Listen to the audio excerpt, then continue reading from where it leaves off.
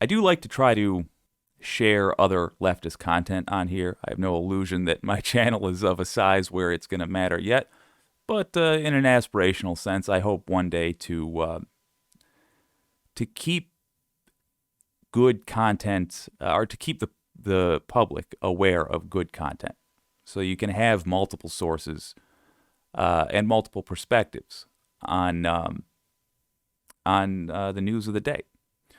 One of my favorite shows on YouTube is The Damage Report, and a frequent guest host is Francesca Fiorentini. Francesca, good lord, Fiorentini. Obviously, I don't have to say these names out loud a lot, but I do watch her quite a bit. She's in for John Iadarola over the holidays, and here she is talking about a revelation that just came out regarding Joe Biden and the Secret Service. If you don't recall, the Secret Service straight up deleted January 6th texts. I'm going to assume because they had criminal knowledge. And I have to assume that because they got rid of the evidence. Let's look at how President Biden currently feels about the people in charge of protecting him from these people, from right-wing extremists. The current president, sitting President Joe Biden, is actually very wary and mistrusting of his own Secret Service. And that is because of the Secret Service's behavior on January 6th, and because a lot of them were, in fact, loyalists to Donald Trump. So this is a new book called In the Fight of His Life, Inside Joe Biden's White House. Author Chris Whipple, writes that Mr. Biden's discomfort with the post-Trump era agency began early on in his presidency, when it became clear that some of the agents charged with protecting him from assassination were strong supporters of the man he defeated in the 2020 election, former President Donald Trump. Mr. Biden's view is also a result of the increased size of the detail assigned to the chief executive, and suggested that the president shouldn't have been surprised by the presence of ex-MAGA sympathizers among bodyguards, because the Secret Service is full of white ex-cops from the South who tend to be deeply conservative.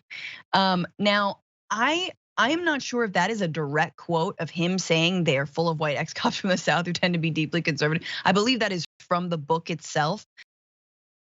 Yeah, I doubt very much that it is. I do want to say, why weren't every single one of these dudes replaced?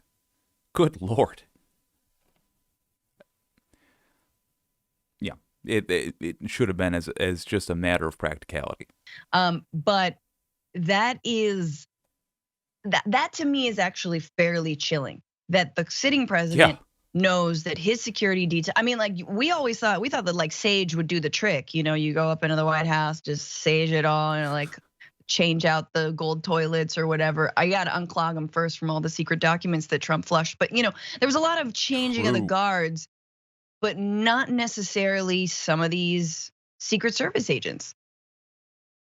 Dan, does that strike you at all? Like that we wouldn't, on the one hand, you don't want to, it's a bad habit to do what authoritarians do, which is getting rid of anyone who held the position under your predecessor, right? That's political purging, and that's actual political purging. But in this case, this is the agency charged with protecting the president. This is your security detail. It seems like you might want to do a little bit of purging. I mean, yeah, you're right here, and I'm not gonna fault you for this, but let's not remember that Donald Trump did purging, right? So it's not purging to purge out the people who were brought in from the last purge, right? Right, you unpurge the purge. Cleaning. Yes, that's a double reverse repurge. That's a little Uno card here. I keep it on me at all times just to be safe, but like he's a prop comic, y'all. He's a prop pundit. It's really all I can do. Look, and that's also common sense. Every time we try to treat Donald Trump or his administration as though it were a normal one, we don't preserve the honor of the office or tradition. We make a mockery of them. Every branch of the government seems to be waiting for some other branch of the government to officially, on the record, declare that we made a mistake with Donald Trump. That Donald Trump and his cohorts were criminals. Somebody's got to find their balls. Let's be a little less gendered. Somebody's got to find their backbone. It seems to me like a wise place to start would be with the people in charge of keeping the president safe.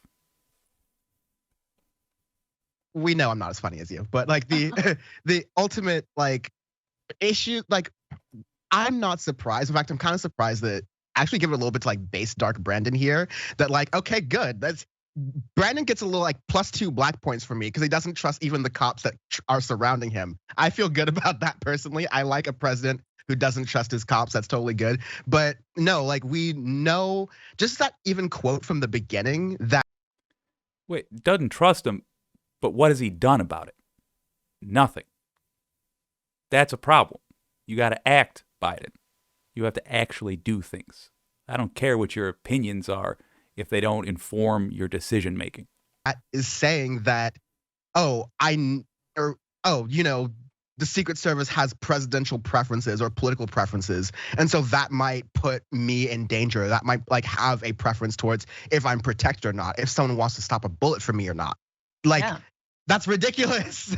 We shouldn't have like. I don't trust him. Of course, it's a given. It's accepted, especially in communities of color, that okay, the same institutions that are supposed to protect and serve us are largely biased against our very existence. Sure, but to feel that at the very top level for like Joe Biden, who's like not the epitome of white privilege, but I mean like he's a white male Catholic like president, right? Like he wasn't even like the richest senator ever, right? But like for him to feel that kind of understanding because of political bias shows you that, like we're saying all the time, there's a deep-rooted cultural issue within the police that goes beyond the few bad apples trope. It's the fact that this continues to happen. The fact that, we all know Jeff, he's a pro-Trump guy and he definitely wouldn't take a bullet for old Brandon. But you know what? We love him. He brings in donuts every holiday. He's a good guy, right? He's good police, right? Like that's.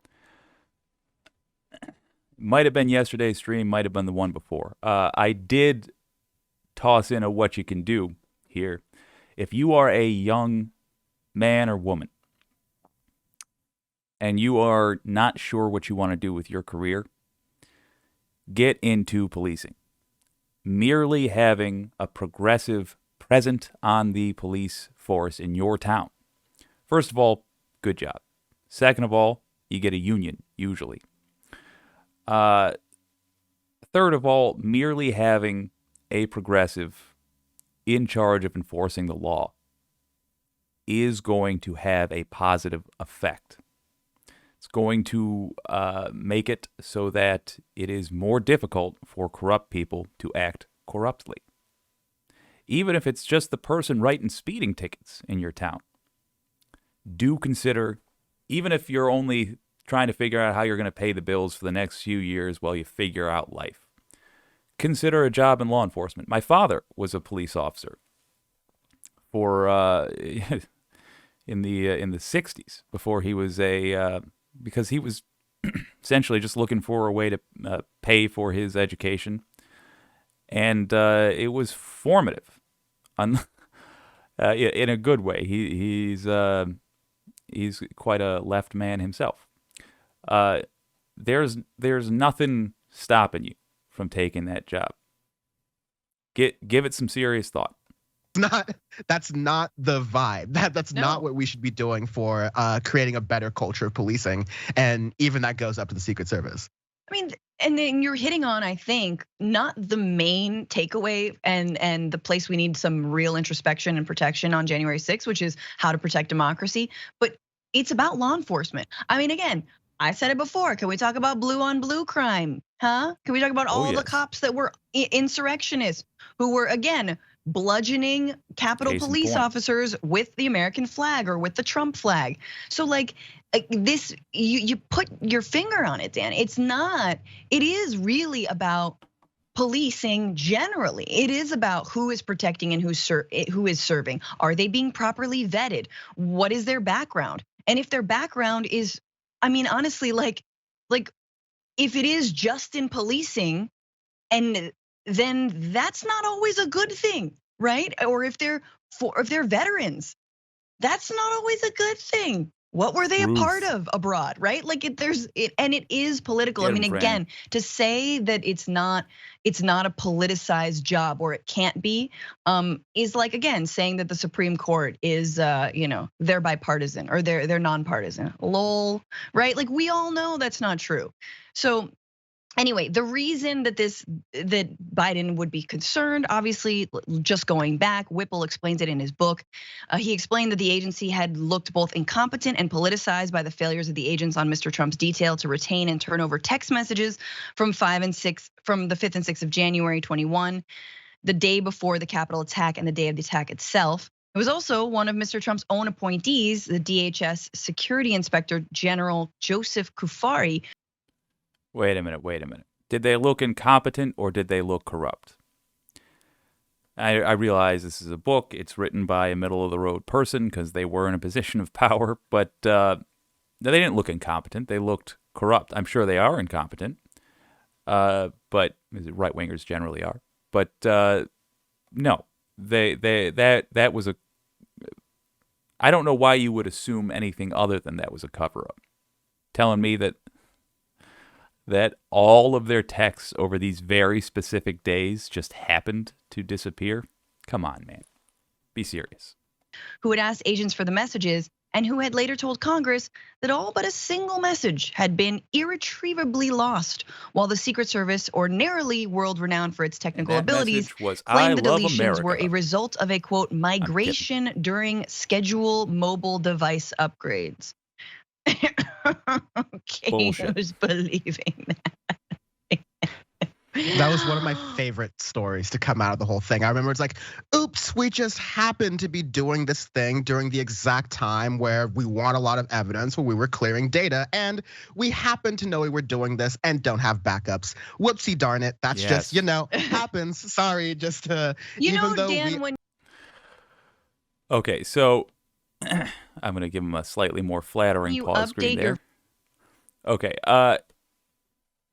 so check out the damage report, I suppose, would be the takeaway here. Damage report, if you're not already a fan, fantastic show. Breaks down a lot of this stuff in a way that, at least for me, and I'm kind of a dumb guy, easy to understand. It's fun to follow, and more importantly, they don't bullshit. Their assessment, I think, is dead on, and they're addressing the corruption present here in a frank manner.